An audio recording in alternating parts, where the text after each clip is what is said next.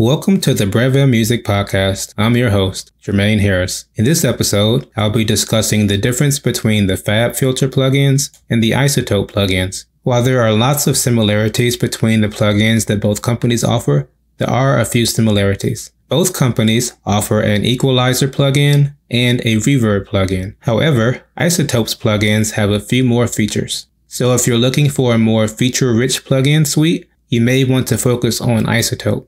Specifically, I love using their Ozone tool in my mixes. Ozone uses AI to adjust music and make recommendations based on target EQ curves. You could technically get the same result from using the FabFilter EQ plugins, but that does take more time because it would be manual. Speaking of the FabFilter EQ plugins, I actually use them on most of my tracks in addition to using Ozone. I typically just use the FabFilter to remove the frequencies under 50 Hz, and I occasionally use it on specific tracks if they need an adjustment in their EQ. Then I'll let Ozone's AI perform an overall EQ on the master bus to get the full mix EQ properly. So essentially, I use FabFilter as more of a mixing plugin set, and the iZotope plugins are more of a mastering set. That's at least how I use it. In that vein, I also use the limiter from Ozone to ensure that my tracks are loud enough pre and post processing. So my final verdict is to use products from both companies if possible. If price is your main concern, then you can probably get away with just using the FabFilter EQ,